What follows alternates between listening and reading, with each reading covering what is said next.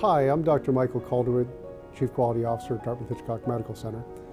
I'm here today to talk about COVID-19, both to give a bit of an update on where things stand and to help answer some questions around vaccines, both those that are available now and those that we hope will become available in the fall. If you look nationally over the last few months, we got to a point in late March and early April where we really were seeing fairly low numbers of COVID-19 cases and COVID-19 hospitalizations. Unfortunately, as we then went through May and June, we saw an increase in both to a point where we were at about 5 times as many cases and 4 times as many hospitalizations as that low point. And while we are seeing a little bit of a decline over the last couple of weeks, which is encouraging, we do expect that cases will begin to increase through the fall as we enter another respiratory virus season. Right now, as you look around the country, thankfully New England is fairly low. We don't know how long that will last in terms of community transmission, but for those who are traveling, I do want to highlight that 42% of U.S. counties around the country are now back in high levels of community transmission, and it's worth looking at the CDC websites to understand the risk where you're traveling and understand what you can do to mitigate that risk in terms of crowds and wearing a mask.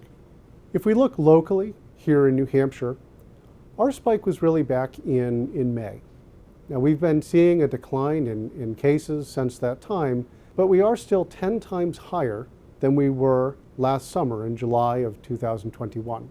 This is really reflected in a lot of local testing numbers, and what we're seeing is that most of the testing that is occurring and becoming positive is actually home-based antigen testing, not the PCR testing that would require coming into a healthcare facility. Now, the reason this is relevant is many of those don't get reported to the state, and they're not reflected in the state numbers that we're seeing that are driving our understanding of community prevalence and community transmission. If you look at the number of tests that are turning positive, it's about 1 in 10 if you compare both PCR and antigen testing together. So COVID is most certainly still with us. And if you look across the hospitals of New Hampshire, we're still seeing an average of around 85 patients hospitalized on any given day with a positive COVID-19 test. Thankfully, the majority of those are actually being cared for some other reason. They are not being treated actively for COVID-19, but they do require private rooms and special precautions to make sure that we are keeping others safe. Now, many have been hearing about this Omicron variant, and the early spikes that we saw last January and February were the early forms of the Omicron variant. Currently, about 99% of what is circulating in the United States is either BA.5 or BA.4. These are the most recent versions of the Omicron SARS-CoV-2 virus causing COVID-19. And obviously a lot of discussion that's going on around how effective vaccines are, how effective therapeutics are against these latest variants. What I can say is that during the Omicron wave, through the late spring, we've really got good data that those who received a primary series of an mRNA COVID-19 vaccine, plus a single booster, were 50% less likely to test positive for COVID-19.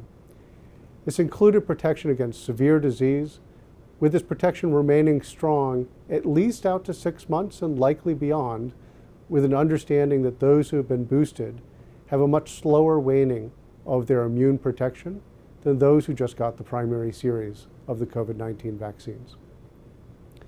If we think about those who are vaccinated with one booster, they have about a 3.5 times lower rate of hospitalization and a lower rate of death than those who have not been vaccinated.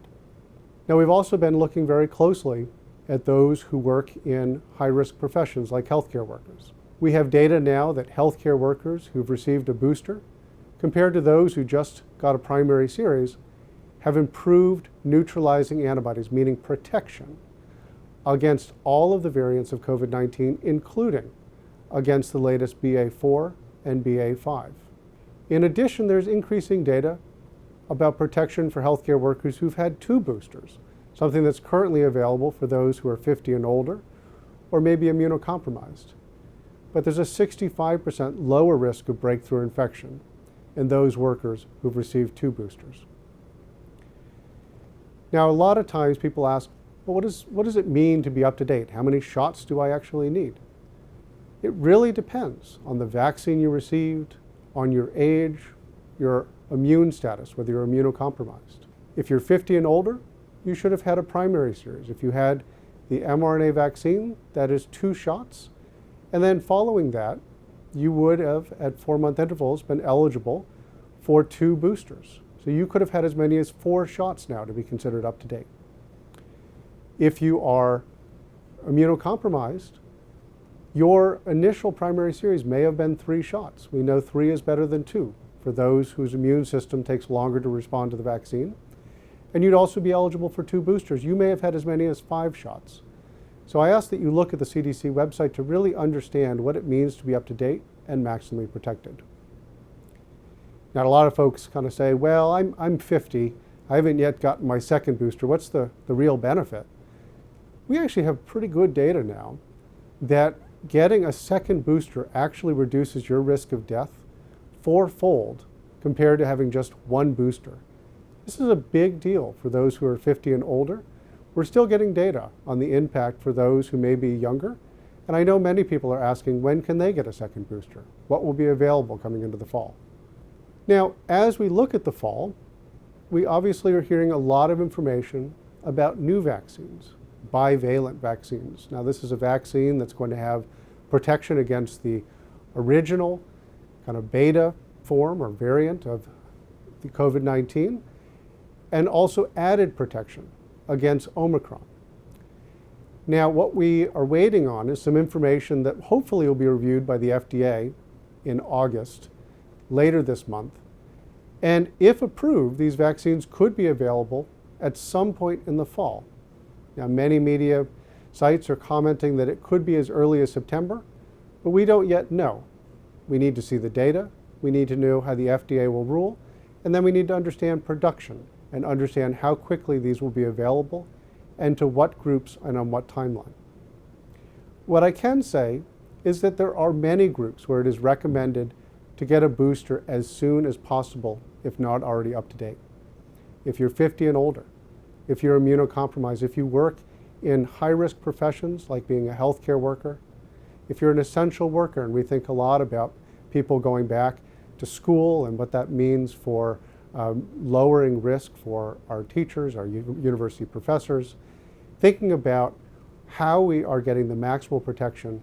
We have effective vaccines now, and I advocate that all get it as soon as possible, understanding that when the newer vaccine is available, these bivalent vaccines, you can come forward and will be eligible to get that vaccine as well, typically 4 months after your last booster. Now, you will have heard at this point that we at Dartmouth Health have really been pushing to get all of our staff protected and understanding the importance of this to the health and safety of our staff, our patients, and everyone in our healthcare system. We're now expanding the COVID-19 vaccine requirement to include a COVID-19 booster as a condition of employment. That will be something that we are working to get everyone vaccinated and boosted to the maximum level by later this fall. And while we are only requiring documentation of 1 booster at this time, I continue to advocate individuals to follow the CDC guidance to ensure that you are up to date and maximally protected. Thank you.